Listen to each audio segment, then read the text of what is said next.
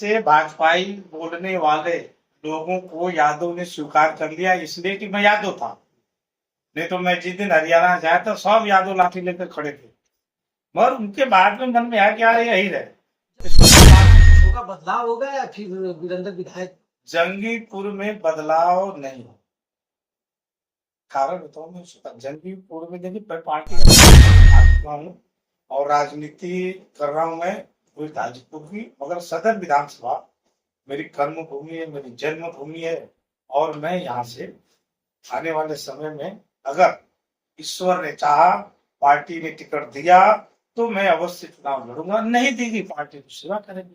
तो क्या 27 में कि 27 में? 27, हम तो 27 के लिए ही लगे हैं। यानी जय कुसुम साहू का टिकट कटेगा। अब वो उनकी किस्मत। देखिए, सत्ता मिलना और विधायक बनना ये सब भाग्य की बात है, किस्मत की बात। इस माथे में लिखा होगा तो हमें मिलेगी, नहीं तो किसी और भाई को मिलेगी। शिवपाल जी से आपने मिले? शिवपाल चाचा से मेरा पारिवारिक रिश्ता बन चुका है, काफी अच्छा उनका हमें आशीर्वाद मिलता रहता है। और कई समाजवादी पार्टी के नेताओं से मेरा बड़ा अच्छा स्नेह मोहब्बत है। मैं आता जाता हूँ, और मैं कभी गया तो टिकट टुकट की तो बात करता नहीं, आशीर्वाद लेता हूँ, परिस्थितियां स्थितियां बताता हूँ, अपना काम बताता हूँ। जरूर मैंने यहाँ काम किया, मैंने इतने लोगों की शिक्षा के लिए मदद किया, मैंने यहाँ पर ये व्यवस्था दुरुस्त कराया, मैंने डीएम साहब को, एसपी साहब को ये अवगत कराया। मैं कराता हूँ, मैं ब्लॉक जो प्रतिनिधि उनको भी कराता हूँ, मैं जिला पंचायत सदस्य को आगाह करता हूँ कि ये आपका कार्य है, मेरा नहीं है, इसको आप करवाइए। मैं माननीय विधायक का भी काम करवाता हूँ कह के उनसे। अभी आपने देखा होगा, यहाँ शमशान भूमि है चाणीपुर में, वहां पर विधायक जी आए और विधायक जी से हमने कहा, विधायक जी खड़े क्यों बैठिए? अरे मर्दवा जगह ना बैठे के तब की कैसे, तुरंत उन्होंने फोन पता नहीं किसको किया और 5-7 कुर्सियां आ गई। देखने को दिखाई दिया ना। और ये अच्छा विधायक जी मैंने समझा, खूब थपकी मारा। मैंने कहा, विधायक जी आपने बड़ा अच्छा काम किया और कर भी रहे हैं। हमारे आज के दिन तो शुभचिंतक साहू जी हैं। तो सर, शिवपाल जी से कुछ आश्वासन ऐसा मिला कि 27 में आपको अधिकृत प्रत्याशी देखिए, बनाकर? मैं आपको एक बात बता दूं, पार्टी का कोई भी समझदार नेता आश्वासन नहीं देता, ये सब झूठी बात है।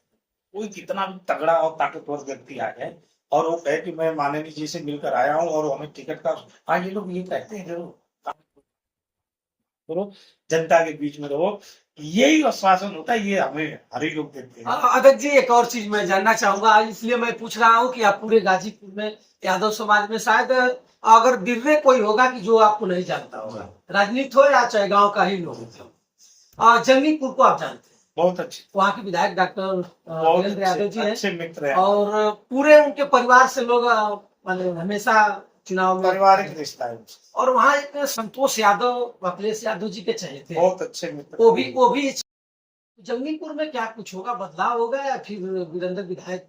जंगीपुर में बदलाव नहीं, कारण बताऊं मैं उसका। जंगीपुर में देखिए, पार्टी का तो अभी से मैं नहीं कह सकता हूँ, मगर डॉक्टर वीरेंद्र एक लोकप्रिय विधायक और उनका परिवार वहां की जनता उनको स्वीकार कर रही है। नहीं तो पिता के बाद माता को न जिताते, माता के बाद पुत्र को न जिताते, हरा देते। तो डॉक्टर वीरेंद्र का स्वभाव बड़ा अच्छा है, एक गंभीर व्यक्ति।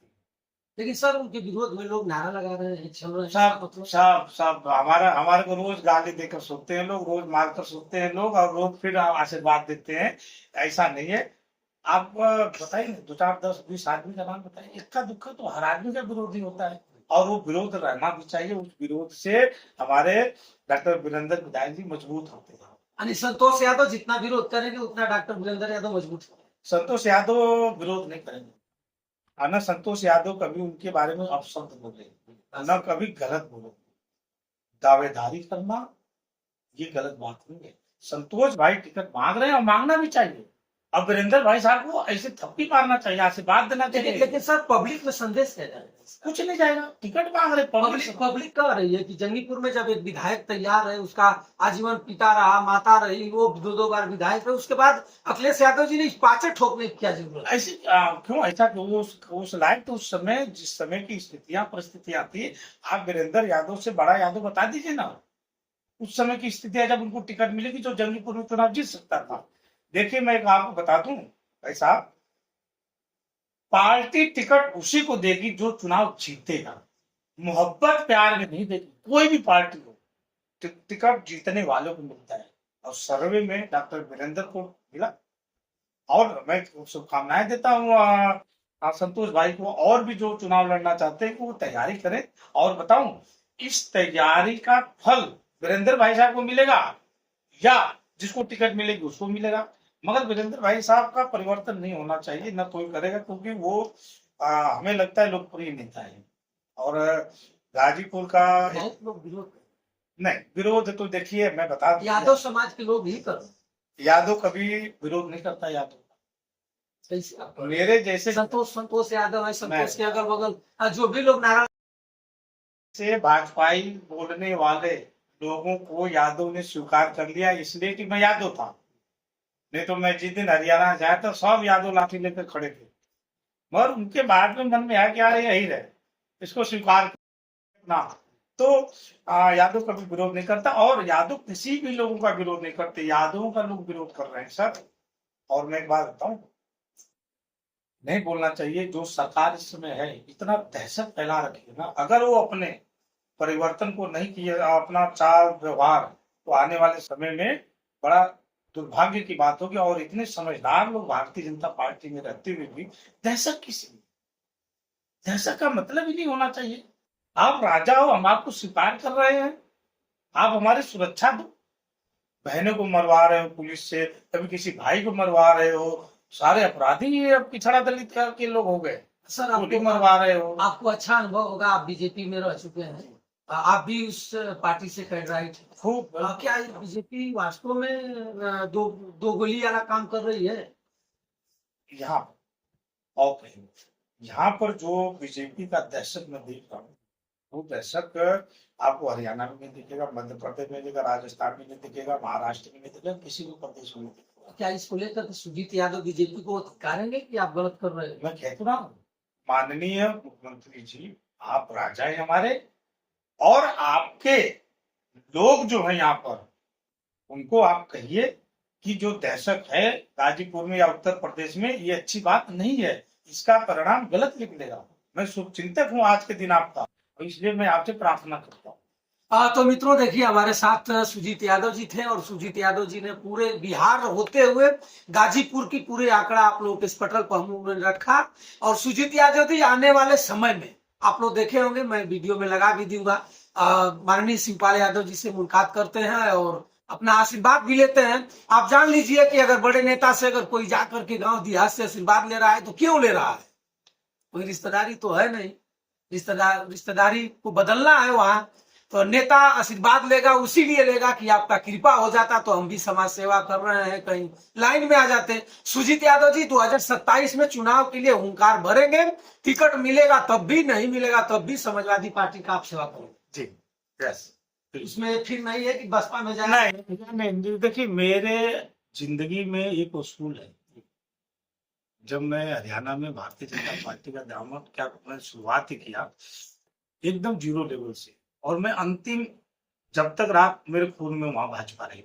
अब जब मैं परिवर्तन ला रहा हूँ अपने जीवन में, तो इसको सोचते सोचते 3 वर्ष बीत गया। खून बदल देना है। हाँ, खून बदलते बदलते, खून से वो खून निकाल कर डायलिसिस करते करते 3 वर्ष लग गया। और मेरी एक आदत, वहां मैं जहाँ रहूंगा वहां तन मन धन से रहता हूँ, तो इस तरह की तो देखने में भी लगता है कि आप हमेशा संघर्षशील। हाँ, मैं उस तरह की अच्छा, मेरे को नहीं जाना होगा तो नहीं जाऊंगा, साफ कह दूंगा, मेरे ऊपर किसी का दबाव तो है नहीं कि आप समाजवादी पार्टी में आइए, मेरे को दिख रहा है। आपको एक बात, आज लास्ट बात आपसे प्रार्थना करके बताना चाहूंगा मित्रों को, कि मैं तकदीर तस्वीर नेताओं की बदल दूंगा। अगर मैं विधानसभा में गया तो मैं द्वार विधायक को आने को मजबूर कर दूंगा। अगर मैं विधायक बना तो अपनी कार्यशैली से लोग आपके पास आएंगे, आपसे काम बोलेंगे, आपसे प्रार्थना करेंगे, आपको दौड़ने की जरूरत नहीं पड़ेगी मित्रों, अगर आप मेरे को आशीर्वाद देते हैं तो। चलिए भैया, संघर्षी जीवन है और सुजीत यादव संघर्ष करते हैं, संघर्ष करते करते यहाँ तक आ चुके हैं। इस समय उत्तर प्रदेश में है। आपने बताया भी कि भैया 3 साल में इस जो शरीर में ब्लड है, समाजवादी ब्लड घुस रहा है। और देखिए 27 में टिकट मिलेगा। आप जरूर कमेंट करके बताइएगा कि सुजीत यादव कैसे हैं। सुजीत यादव संघर्ष करने पर तुले हुए हैं, बिहार भी जाएंगे और बिहार की सरकार भी बनाएंगे। उसके बाद फिर 27 में उत्तर प्रदेश में आएंगे, कुछ न कुछ करते रहेंगे। तब तक आप आशीर्वाद जताए रहे और वंशराज यादव का सादर प्रणाम स्वीकार करें। नमस्कार।